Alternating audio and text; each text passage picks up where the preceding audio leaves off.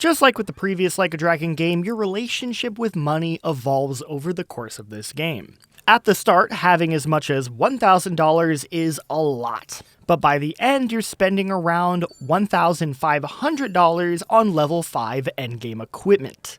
We're going to break it all down, so whether you just want a little bonus cash or are looking to grind for that infinite wealth, we got you covered. By the way, I'm going to be talking in USD because that's what the money is while you're in Hawaii.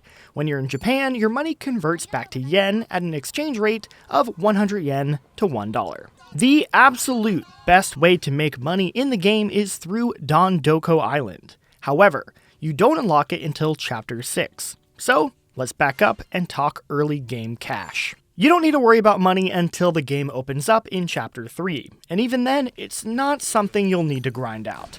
Simply fighting enemies is a solid way to earn steady cash, and you can get by in these early chapters doing just that. But if you do want some extra cash, you have a few options. First is to get the Lucky Money Charm from the Shrine. Equipping it boosts money earned from fights by 0.1%. It's not a lot, but it does add up. Next, you'll want to pick up every shiny object you find on the street. You'll pick up all sorts of stuff, but the plates in particular are meant to be sold. Paper plates are worth 10 cents, iron plates are worth $1, bronze plates are worth $10, and silver plates are worth $100. I never found gold or platinum plates in these early chapters, so don't worry about them. In Chapter 4, you unlock the Sujimon activity, this game's take on Pokemon. Battling Sujimon trainers earns you a fixed reward. Rookie trainers get you $30, bronze trainers get you $50, silver trainers get you $100, gold trainers get you $500, and platinum trainers get you $1,000. Sujimon levels and progression are separate from the party's level, meaning you can grind out the whole thing in Chapter 4 and fight platinum trainers if you wish. However, it's worth pointing out that Dondoko Island has a system that lets you train and increase friendship with your Sujimon, making the whole thing easier. You can also earn money from Sujimon raids, but these work the same as normal fights. This brings us to the real moneymaker in Infinite Wealth, Dondoko Island. A fully maxed out island can earn you up to $50,000 every 3 to 5 in-game days. Sounds great, but the time it takes to get to that point is not quick. It took me 37 in-game days to get to a 5-star resort, and an additional 9 days to get things running at maximum efficiency. This can easily take you 15 to 20 hours, although you can probably shave a couple hours off if you don't care about how pretty your island looks. If you enjoy Dondoko Island, this time sink might not be much of an issue, but if you don't, it's gonna be up to you to decide if it's worth it. But before you even get to the endgame of Dondoko Island, you'll still be earning a good amount of money along the way. Each time you rank up your resort, you'll earn a nice bonus. At 1 star, you get $10,000. At 2 star, you'll get $30,000. At 3 star, I didn't seem to get any money. At 4 star, I got $100,000. And at 5 star, I got $300,000. The money from these rewards alone is enough to get you through the rest of the game. However, if you wish to grind for all the 5-star endgame equipment, you will have a lot more work to do. So, here's how it works. Max out all of your lodgings to S-rank opulent cottages. That way you can have 50 guests on your island at once.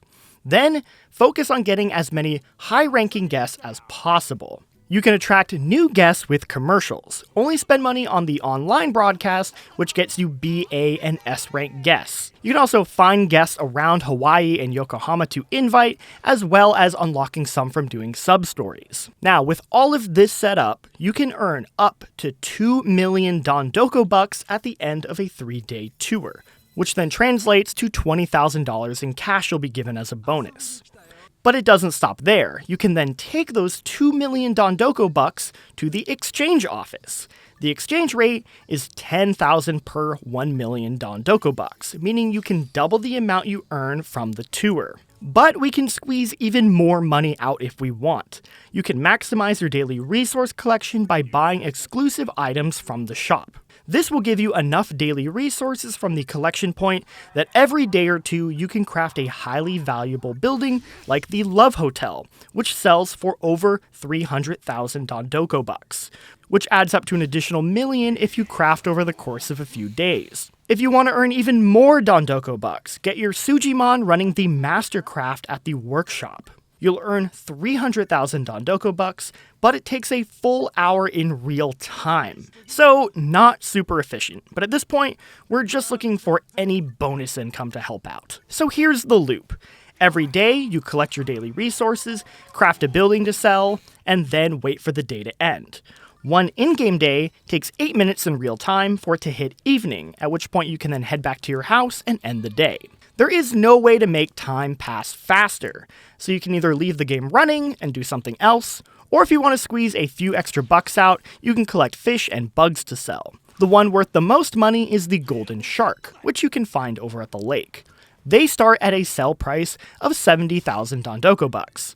Once you've collected 10 of them, the sell price will jump to 100,000 Dondoko bucks. By combining all of these strategies together, you'll be making a steady stream of Dondoko bucks that you can then convert to real cash. And before you know it, you will have plenty of money. The whole process might be a little more involved than the previous game's business management, but if you put in the work, you will be rewarded.